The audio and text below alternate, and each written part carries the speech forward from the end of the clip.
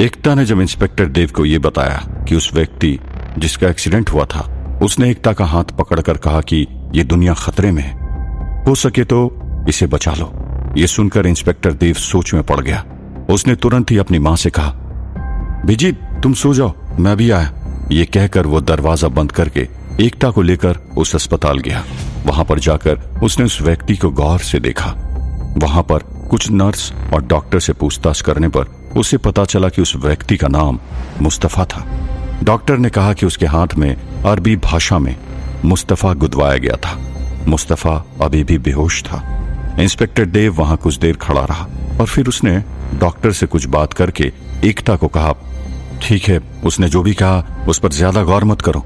जिन लोगों के एक्सीडेंट होते हैं वो ट्रॉमा में अक्सर ऐसी बातें करते हैं जिसका कोई सर पैर नहीं होता, और तुमने जो काम किया एक अजनबी की जान बचाने के लिए, उसके लिए I am very proud of you. ये कहकर देव ने एकता के होंठों पर किस किया और उसे कहा, चलो चलते हैं। ये कहकर दोनों वहां से लौटने लगे, लेकिन तब तक वहां की एक नर्स दौड़ती हुई आई और उन्हें एक छोटी सी किताब हाथ में दी और कहा कि यह किताब उस व्यक्ति की जेब से मिली थी और उस किताब के अंदर अरबी भाषा में कुछ लिखा हुआ था जो उनकी समझ के परे था। इंस्पेक्टर देव ने उस किताब को अपने हाथ में लिया और कहा, हाँ, हो सकता है इसमें इस व्यक्ति के बारे में कुछ पता चल जाए। इसलिए वो किताब लेकर वहां से निकल गया। उस तरफ छाया उस चर्च के अंदर सबको ढूंढने लगी, लेकिन किसी के ना मिलने पर उसने अपनी शैतानी ताकत का इस्तेमाल करके ये जानने की कोशिश की कि बाकी सब लोग गए कहां पर थे। वो सीधे और उल्टे जहां दो त्रिकोण बना था उसके ऊपर बैठ गई और उसने आंखें बंद करके अपने होंठों को अपने दांतों के बीच में दबाकर अपने हाथों से कुछ मुद्रा बनाकर कुछ मंत्र जाप किया। कुछ ही पल में वहां पर काले रंग की धुएं से बना हुआ एक सांप जैसा कुछ प्रकट हुआ, जिसका नाम फोमोसेर्प था, जिसका लैटिन में अर्थ धुएं वाला सांप होता है, और प्रकट होकर आसपास में डुलने लगा। छाया ने अपनी आंखें खोली और फोमोसेर्प को कहा, हे भूतकाल के पहरेदार, बता यहां पर मेरी गैरहाजिरी में क्या हुआ था। यह सुनकर फोमोसेर्प ने वो सब कुछ कहकर बताया जो वहां पर उस समय हुआ था। जॉन विलियम्स का मुस्तफा को गाड़ी में बिठाकर कहीं दूर भेजना और वहां पर उसका एक्सीडेंट होना, और इस तरह और जॉन विलियम्स का अपने आदमियों के साथ प्लेन में बैठकर भारत चले जाने के बारे में सब कुछ बताया। ये सब सुनकर छाया गुस्से से तिलमिला रही थी। छाया ने फोमोसेर्प से कहा, इस वक्त मुस्तफा कहां पर है। यह सुनकर फोमोसेर्प ने कहा, मैं भूतकाल का पहरेदार हूं, वर्तमान में क्या हो रहा है ये मुझे नहीं पता चल सकता। ये कहकर फोमोसेर्प वहां से अदृश्य हो गया। छाया को जॉन विलियम्स के गद्दारी के बारे में पता चलते ही इतना गुस्सा आया कि उसने अपने हाथ में एक आग का गोला प्रकट किया और सामने की दीवार के ऊपर फेंक दिया। वो दीवार जलने लगी। छाया ने कहा, मुझसे गद्दारी करने की कीमत तुम्हें चुकानी होगी जॉन विलियम्स। ये कहते ही छाया ने अपने हाथ में एक काले रंग की गुड़िया प्रकट की और जॉन विलियम्स के कमरे में से उसके तकिए के ऊपर से उसके कुछ बाल उठाए और उस गुड़िया के अंदर वो बाल डाल दिए। काले जादू में छाया माहिर हो गई थी, इसलिए उसने वहां पर कुछ काली विद्या के मंत्र का जाप करते हुए कुछ कीलें अपने हाथ में उठाई और मंत्र का जाप करते हुए एक एक कील उस गुड़िया के अंदर घुसा दी गई। जैसे जैसे वो कील उस काले रंग की गुड़िया के अंदर चुभती गई, गुड़िया के अंदर से खून निकलना शुरू हो गया। उस तरफ भारत में बैठा हुआ जॉन विलियम्स अचानक दर्द से कहराने लगा। उसने जब अपना शर्ट ऊपर करके देखा तब उसे पता चला कि उसके कमर में, छाती में, हाथ में, पेट में एकदम से दर्द उमड़ने लगा और उसमें से खून भी निकलने लगा था। अचानक उसके पैरों में से भी खून निकलने लगा। जॉन विलियम्स को यह एहसास होने में वक्त नहीं लगा कि छाया उसके ऊपर काला जादू कर रही थी। जॉन विलियम्स एकदम से घबरा गया क्योंकि उसे पता था कि अगर उस तरफ छाया ने उस गुड़िया की गर्दन मरोड़ दी तो यहां पर उसकी मौत भी हो जाएगी। जॉन विलियम्स इसका तोड़ जानता था, लेकिन उसके पास वक्त बहुत कम था। उस तरफ छाया एक के बाद एक कील उस गुड़िया में घुसाती जा रही थी। जॉन विलियम्स दर्द से तड़पते हुए उसी वक्त उसने अपने हाथ में तुरंत ही बोतल में से पानी निकाला और अपने सर के आजू बाजू में घुमाकर उसे एक तरफ फेंक दिया। फिर उसने तुरंत ही अपने कुछ आदमियों के पास से कुछ नींबू मंगवाए और फिर उन लोगों को अपने सर के ऊपर से और अपने पूरे शरीर के आसपास से घुमाने का आदेश दिया। उसके आदमियों ने तुरंत ही उसके आदेश का पालन किया और तब तक जॉन विलियम्स ने अपने कुछ शैतानी मंत्र पढ़कर अपने और उस गुड़िया के बीच में बने हुए संपर्क को तोड़ दिया, और संपर्क टूटते ही छाया के काला जादू का असर भी खत्म हो गया। उस गुड़िया में से निकल रहा खून देखते ही देखते बंद हो गया था। ये देखकर छाया समझ गई कि जॉन विलियम्स ने उसके काले जादू का तोड़ निकाल दिया था। ये देखकर छाया और भी ज्यादा गुस्से में आ गई और उसने गुस्से में कहा, जॉन विलियम्स को धोखा देने की सजा मैं देकर रहूंगी।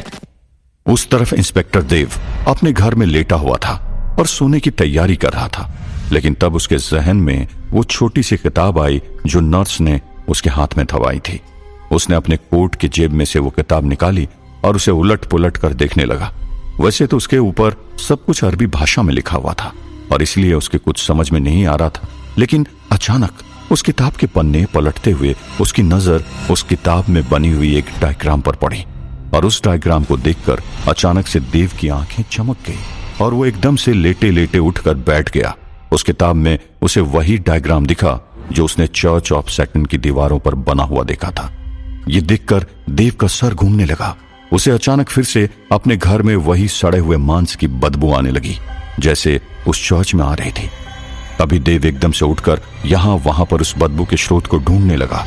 तभी अचानक से उसे एहसास हुआ कि बाहर के ड्राइंग रूम में कोई जोरों से चल रहा था। देव को पता था कि उसकी मां बूढ़ी थी और इतने जोरों से कभी नहीं चलती थी, इसलिए वो एकदम सतर्क हो गया और उसने तुरंत ही अपनी ड्रॉअर में रखी हुई बंदूक निकाली और उस बंदूक को लोड करके अपनी उंगली को ट्रिगर पर रखकर और बंदूक को सामने तान कर एकदम से बाहर आया। लेकिन उसने अपने सामने जो देखा वो देखकर एकदम ही डर गया। उसने अपने सामने एक बहुत ही भयानक और डरावनी औरत देखी जिसने काले रंग का गाउन पहना हुआ था और वो देव की मां की कमरे की तरफ आगे जा रही थी, और वो अचानक से देव को देखकर जोरों से हंसने लगी और गायब हो गई। ये देखकर देव एकदम घबरा गया। वो तुरंत ही अपने मां के कमरे की तरफ भागा और धड़ाम से दरवाजा को खोल अंदर जाकर अपनी मां को देखने लगा कि वो ठीक है या नहीं। अचानक से इस तरह दरवाजा खुलने पर मां डर के मारे उठ गई और चिल्लाने लगी। देव ने अपनी मां को समझाकर शांत किया और फिर उसने अपने मन में सोचा, मैंने शायद उस जगह पर जाकर गलती कर दी। आखिर जिस बात का डर था वही हुआ। शैतानी शक्ति मुझसे जुड़कर मेरे घर तक आ गई और मैं किसी भी तरह अपनी मां को खतरे में नहीं डाल सकता। नहीं, उसने अपनी मां को कहा, बीजी आजकल काम बहुत ज्यादा बढ़ गया है और इसी कारण मैं थोड़ा परेशान रहा करता हूं और मेरी वजह से तू भी परेशान रहती है। डैड के गुजर जाने के बाद से तुझे पंजाब जाने की इच्छा हो रही है ना, तो इस बारे में मैंने सोचा सिर्फ अपने बारे में सोचकर तुझे यहाँ पर जबरदस्ती रखकर स्वार्थी नहीं बनना चाहता, इसलिए मैंने सोचा कि तू कुछ दिनों के लिए पंजाब जा सकती है, लेकिन फिर सिर्फ कुछ दिनों के लिए। यह सुनकर उसकी मां खुश हो गई और देव को गले से लगा लिया। देव ने कहा, मैं कल ही भारत के लिए तेरी टिकट बुक करवाता हूं, तू तैयारी करना शुरू कर दे। उस तरफ सिद्धार्थ लावा के समुद्र के बीच में अटका हुआ था और अपने एक हाथ में अपनी चंद्रवीज तलवार लेकर उस विशाल गिद्ध से युद्ध करने के लिए तैयार हो गया। उस विशाल गिद्ध ने सिद्धार्थ के ऊपर से झपट्टा मारा। सिद्धार्थ ने अपने उल्टे हाथ में तलवार पकड़ी हुई थी क्योंकि उसके दाहिने हाथ में फ्रैक्चर हो गया था और उल्टे हाथ से उसने उस गिद्ध पर वार किया। वो गिद्ध ने किसी तरह सिद्धार्थ के वार को चकमा दे दिया और दूसरी तरफ उड़ गया। उसने फिर से घूमकर सिद्धार्थ के ऊपर झपट्टा मारा। सिद्धार्थ ने फिर से अपनी तलवार से उस पर वार किया, लेकिन इस बार भी उस गिद्ध पक्षी ने सिद्धार्थ के वार को चकमा दे दिया। ऐसा कई देर तक चलता रहा, लेकिन सिद्धार्थ का एक भी वार उस गिद्ध को नहीं लगा। इससे सिद्धार्थ बहुत ही ज्यादा चिढ़ गया क्योंकि अब सिद्धार्थ थकने लगा था। प्यास के मारे उसका गला सूख रहा था। एक तो सिद्धार्थ भूखा प्यासा था और उसके ऊपर वो गिद्ध पक्षी भी उसे कब से गोल गोल घुमाए जा रहा था। इसके कारण सिद्धार्थ को अब चक्कर जैसा आने लगा था। उसके आंखों के सामने अब अंधेरा छाने लगा था। आसपास का सब कुछ उसे हिलता हुआ नजर आ रहा था और इसी कारण सिद्धार्थ ने अपना संतुलन खोया और उसी पत्थर पर नीचे गिर गया और फिर से बेहोश हो गया। सिद्धार्थ के बेहोश होते ही वो गिद्ध पक्षी भी वहां से गायब हो गया। इस तरफ हवेली के अंदर रसोई घर में बूढ़े बाबा और गौरी अपने दिव्य कवच के अंदर खड़े थे और उनके चारों तरफ गुस्से से भरी हुई आत्माएं अभी भी उनको देख रही थी और उनका कवच तोड़कर अंदर आने का प्रयत्न कर रही थी। बूढ़े बाबा ने गौरी को कहा, ये जो भी यहाँ पर आत्माएं हैं वो सब अकाल मृत्यु को प्राप्त हुई थी, इसलिए अभी तक भटक रही है और अलग अलग जगहों पर से इन आत्माओं को शैतान ने अपने कब्जे में कर लिया और उन्हें अपने वश में कर लिया। इन आत्माओं को मुक्ति दिलाने के लिए सबसे पहले इन्हें शैतान की माया से मुक्त करना होगा। लेकिन एक दो आत्माएं होती तो समझ में आता, यहाँ पर तो कई सारी आत्माएं हैं। इन सबको मुक्ति दिलाने में बहुत समय नष्ट हो जाएगा और हमें इनको किसी भी तरह से यहां से दूर भगाना होगा ताकि हम उस आयाम के स्रोत तक पहुंच सके जहां से शैतान अपनी शक्तियां बाहर निकाल रहा है। गौरी ने पूछा, तो हम इसके लिए क्या कर सकते हैं? इस बारे में तो मुझे कुछ भी ज्ञान नहीं है। बूढ़े बाबा ने कहा, हमें इन सब आत्माओं का ध्यान भटकाकर इन्हें रसोई घर से बाहर भेजना पड़ेगा, तब जाकर हमारा रास्ता साफ हो जाएगा। ऐसा करने के लिए मेरे पास एक उपाय है। ये कहकर बूढ़े बाबा ने गौरी के कान में कुछ कहा। यह सुनकर गौरी पहले थोड़ी सी घबरा गई, लेकिन उसने अपनी पूरी हिम्मत जुटाकर बूढ़े बाबा से कहा, ठीक है, मैं ये करने को तैयार हूं। यह सुनकर बूढ़े बाबा ने गौरी के सर पर हाथ फेरा और गौरी से कहा, बिल्कुल भी घबराना मत और मैंने जैसे कहा वैसा ही करना। यह आत्माएं तुम्हें छू भी नहीं पाएगी।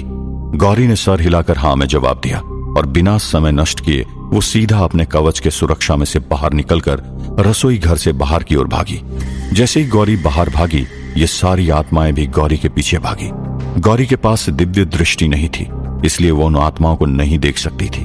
उसे अब यह अनुमान लगाना था कि ये सारी आत्माएं उसके पीछे भाग रही थी और उसे कई आत्माओं को अपने पीछे पीछे बूढ़े बाबा द्वारा बताए गए एक विशिष्ट स्थान पर लेकर जाना था। बूढ़े बाबा ने अपनी दिव्य दृष्टि से देखा कि कई सारी आत्माएं गौरी के पीछे भागने लगी थी।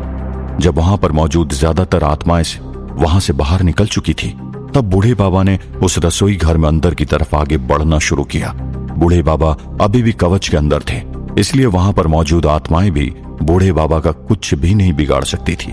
लेकिन वो बूढ़े बाबा के पीछे पीछे चलने लगी।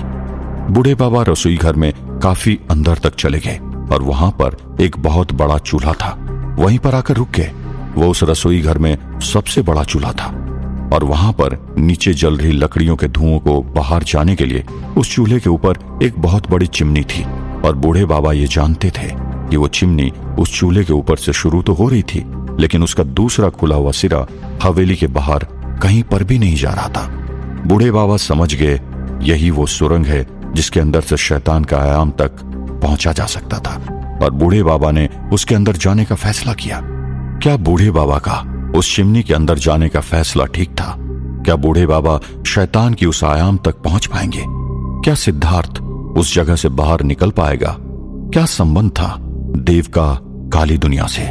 जानने के लिए सुनते रहिए वीरानगढ़, ओनली ऑन पॉकेट FM।